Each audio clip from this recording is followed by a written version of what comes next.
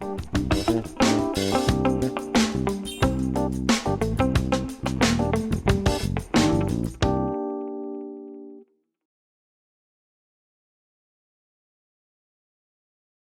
we will discuss a view on the future of the wine industry. The methodology I'm going to use is I'm going to use three variables as a focal lens to form a view on how future might look like and what tools and capabilities are needed to cope with it. Let's go right to it. Wine is a fragmented industry. When compared to other alcoholic beverages, especially, as you can see in this chart, the top four players within each sub-industry and the percentage of business they capture.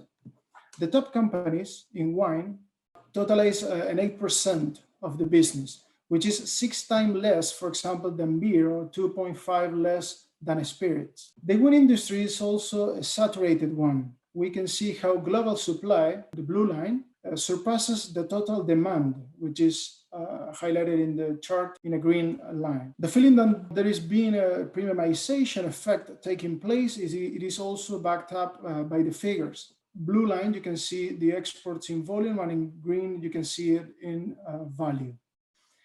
The world trade here is considered as a sum of export from all countries.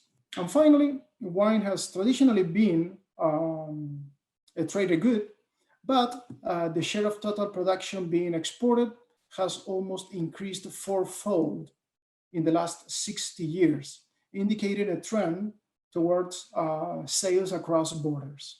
Some of the key takeaways so far indicate an industry of many players that produce more than what people actually need. This set the stage of companies' decision-making in the wine world. As for drivers, these are, in my opinion, the most relevant to wine. Data obtained so far indicated that COVID will certainly exacerbate, if not already, the effect of these drivers that The first driver we're going to cover is supply chain agility.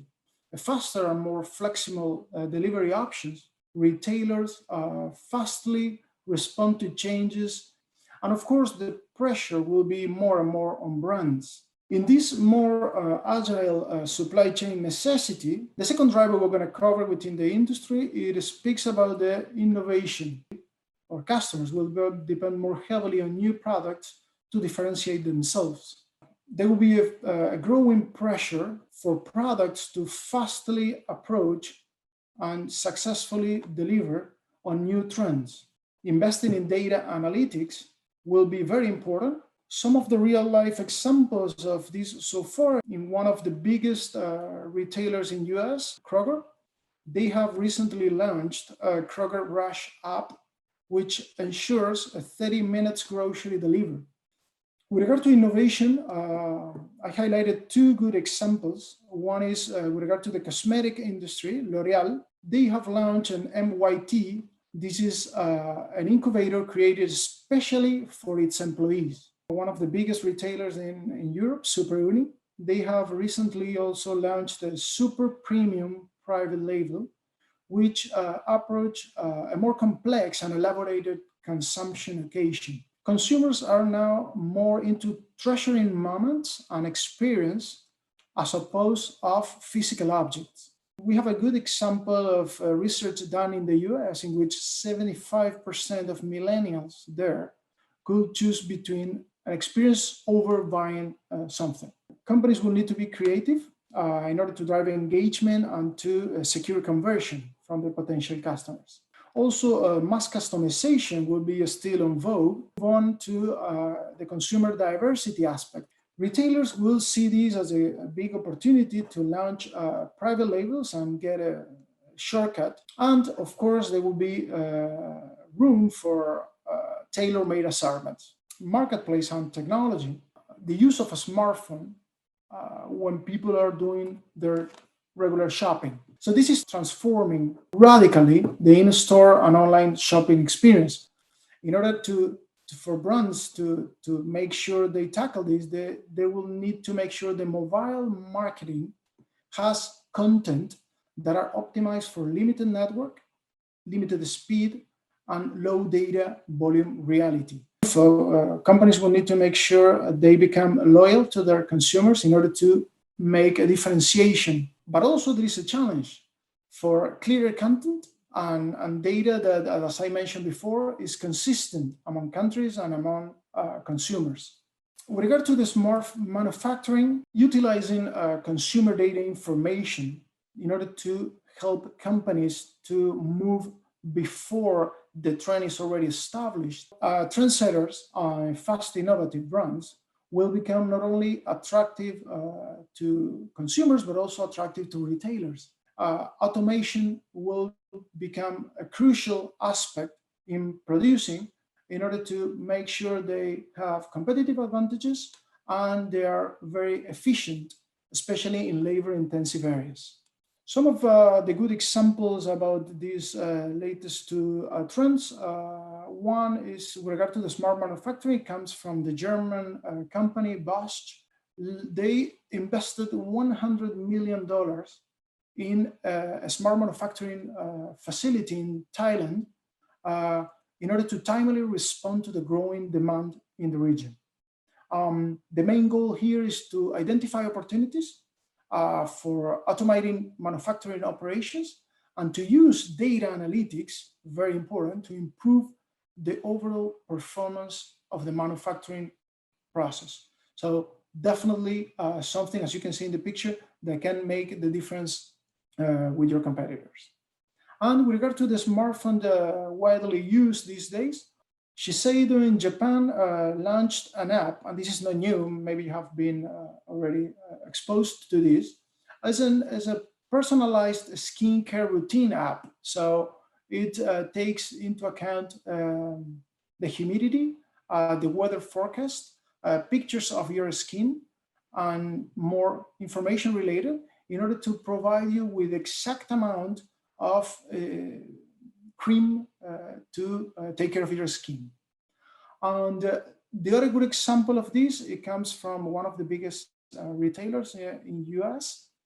They launched an app that literally you open the app, start scanning the products in the store, display the screen on their way out, and pay directly from the app. So imagine the time saving for consumers, avoiding the long queues at the cashier. So some of the key takeaways so far with regard to the industry trends. Private labels will become more frequent.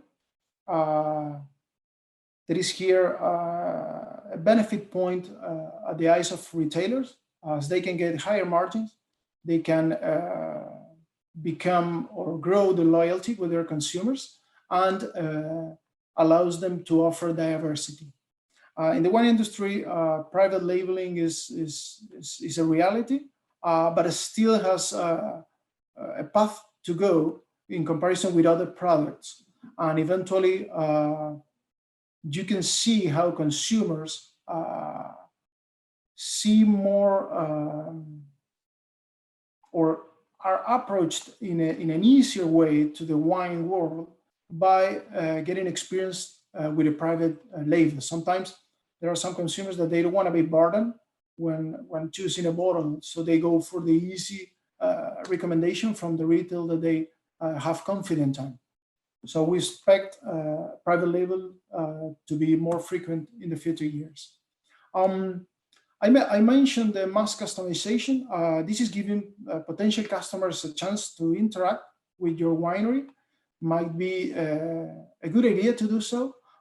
There are personalized brand experiences that can empower, inspire, and become or get more loyal customers. We all know in the wine industry, loyalty is not really a common word, and it's difficult to build.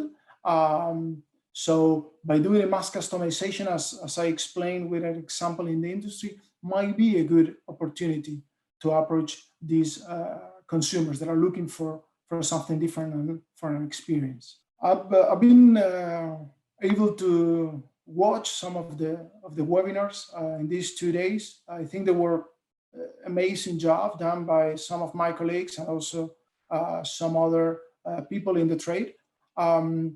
I think packaging has to be considered as part of the product, definitely. And in this, mass customization can play a big role.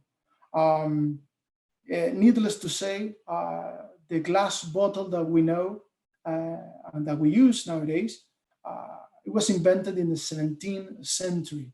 So certainly a big opportunity for the wine industry to come up with innovation, breakthrough innovation, apart from varietals and packaging concepts. In the need of diversified assortment of products and a mass customization, ideally, more complex content in the labels as well as complex packaging are expected to take place. In here, supply chain agility, the use of a smartphone, provide an experience and make sure you have a smart manufacturing become crucial aspects. And finally, make sure companies are ready for what is coming, or at least a view of what is coming in this presentation. An efficient packaging management workflow will help them big time, not only to foster the innovation process, but also to allow them to have a faster response to customer and shorten the time to market. So now finally, I'm going to introduce MoonDesk. This is the solution for a complex, ever-changing and diverse portfolio offering. MoonDesk is a software based on artificial intelligence that simplifies the design management. It streamlines the packaging management workflow and facilitates the more remote work, which is crucial in these times. And most importantly, integrates the communication within a company and also provides traceability.